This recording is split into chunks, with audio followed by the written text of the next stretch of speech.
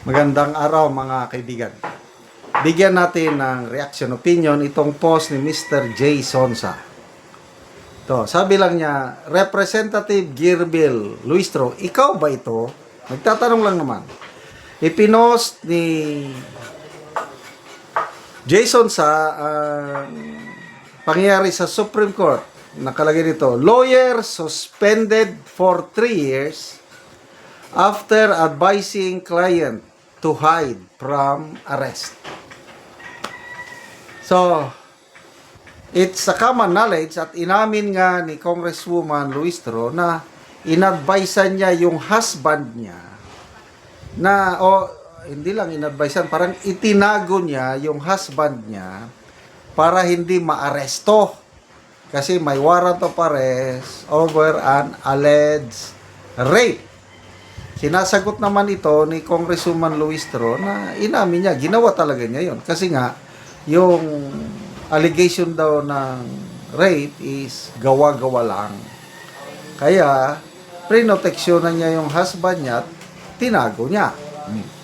So, ang tanong is, itong lawyer na nasuspended for 3 years, dahil inadvisean niya yung kliyente niya na magtago para hindi maresto, si Congressman Luistro ba ito?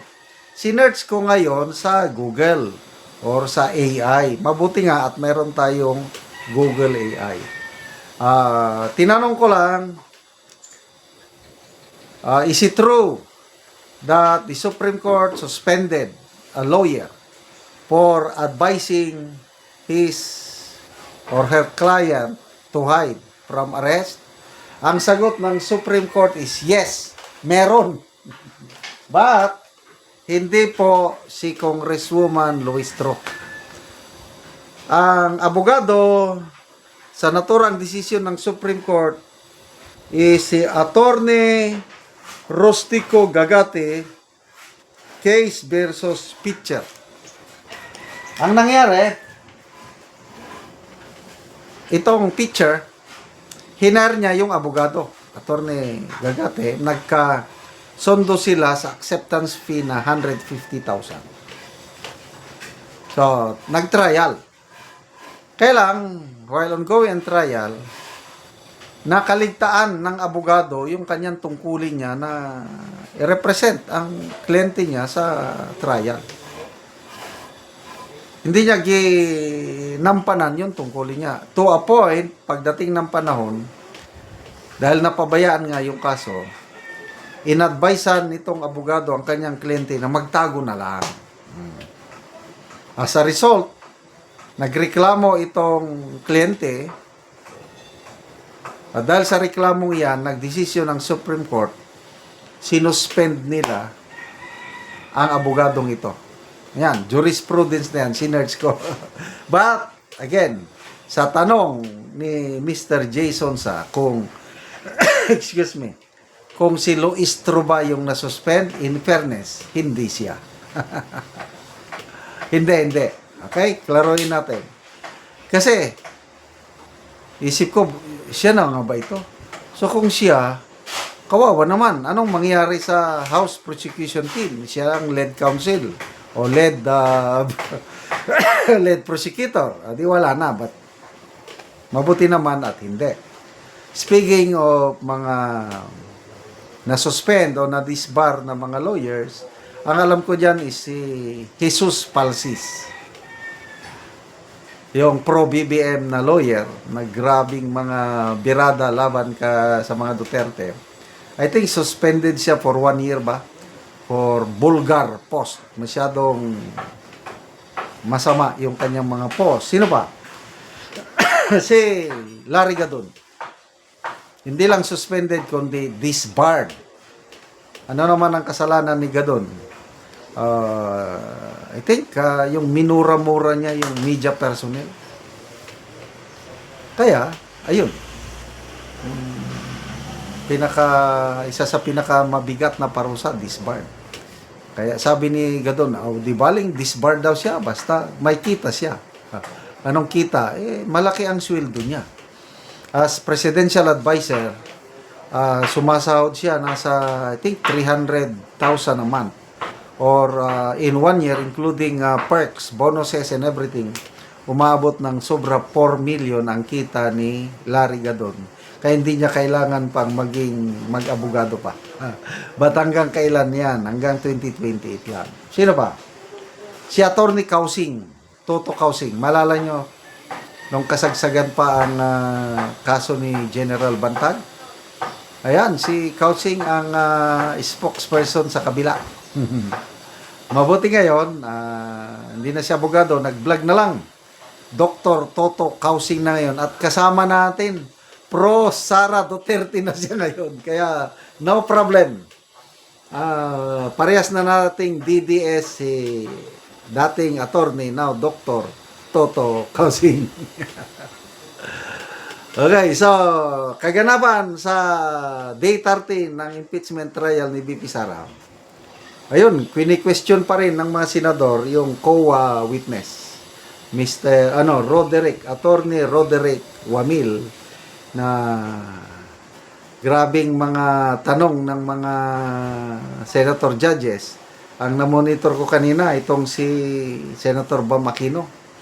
Pinapalabas niya na bawal ang maggamit ng alias sa confidential funds. Kaya lang, klaro naman yung sagot ng witness na sa COA circular, it is neither prohibited or allowed. Silent. Ibig sabihin kong silent, pwede. Kasi on the ground, ako, nung nasa active service pa ako, sa mga units na ako ang namuno, meron kaming konting intelligence fund at gumagamit kami ng alias para sa pag-clear ng intelligence fund at ibibigay namin sa mga agents namin, confidential or deep penetration agents. Hindi namin nilalagay sa resibo yung tunay nilang pangalan for their security. Ganun lang yun. Salamat mga kaibigan sa inyong pagsubaybay sa channel na ito. Nakakatulong kayo ng malaki sa tribong Talandig ng Bukidnon dahil ang sweldo natin sa channel na ito is pantulong sa tribo. Namimigay tayo ng libreng yero at pako para makapagpatayo naman sila ng mas maayos na tirahan. Panoorin nyo ang video na ito.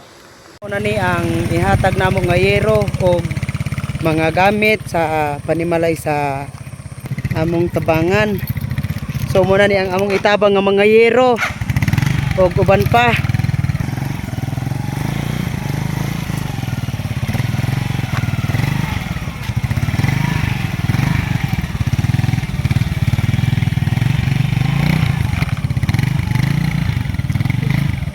Karon abot na gyud.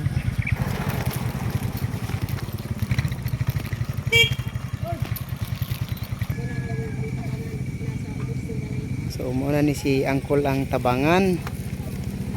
So makabalay na gyud ni sila karon. Linsin, lansang, hero. So kompleto among gihatag sa iya.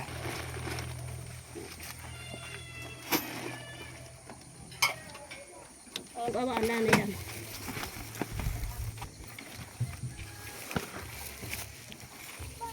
Ada oh. Nama gichikin dia.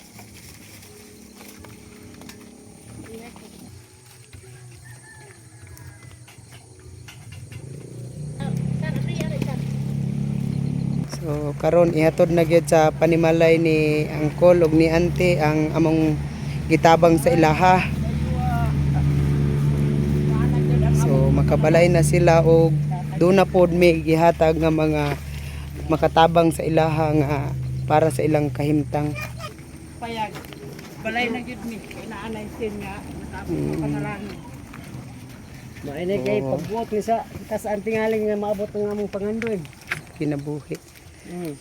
Oo, so Sa mo lang pangkamot wala di mahimo. sumuna ni ang hitsura sa mao nga panimalay ilang Angkol ug Ante nga gitagaan sila og tabang tungod sa ilang kalisod.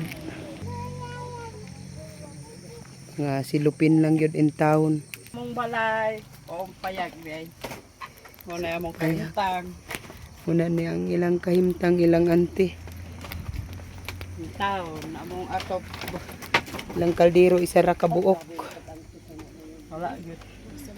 At gyud kay sa Ginoo nga naara gyud nakaabot sa amo nga tabang nga wa namo damha nga karong adlaw gyud naara gyud ay naluoy sa amo nga sa amo premtang ay amin adlaw do mangita taon ako.